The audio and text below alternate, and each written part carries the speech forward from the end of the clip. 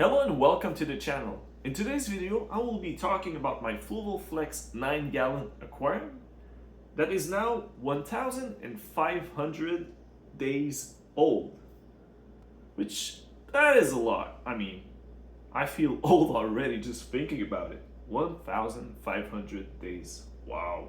So about 3 years ago, 1,500 days ago, I built this aquarium.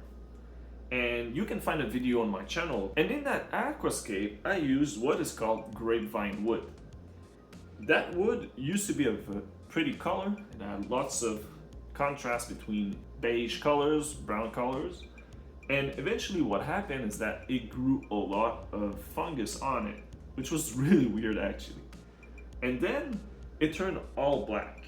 And following that, what happened is that I started to not like that type of wood anymore because it would create a lot of debris in the aquarium. And the thing is, I didn't really like having all these debris standing on the piece of wood, being around on the sand, and I did not really know what to do about it. Until, well, a couple of months ago, I transferred an amano shrimp in this aquarium. And ever since, that amano shrimp has been doing lots and lots of work just to remove all the debris on the grapevine wood. So that actually was a really good idea. And around the same time that I added the amano shrimp into this aquarium, since this aquarium was recently empty because I had lost the betta fish that used to be in this aquarium, I have now put a school of black neon tetras. And honestly, I could not recommend this fish enough. It is a nice fish that has bright colors, and there's a good contrast between the neon line, the black part of the tetra, but also the red highlights on the eye. Also quite an active fish. They're usually just standing all over the front of the aquarium, so we always see them and we're always enjoying them when we're looking at this aquarium. When I first built this aquarium, I only had one objective, and that was to have an aquarium that would stand the test of time. In the sense that I wanted to build an aquascape and just set it and forget it. So I have something that would be long lasting. And to do so, what I did is that I chose a few plants that are slow growers, such as cryptocorynes, anubias. And honestly, that was something that was really nice for me because this aquarium is actually super low maintenance.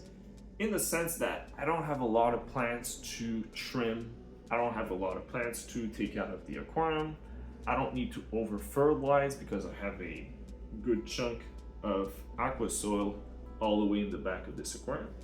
And honestly, since I only have just a couple of fish, there's not a lot of waste in this aquarium. So it's one of the aquariums that I have in my collection that stays the most clean. There's not a lot of algae that builds up on the glass.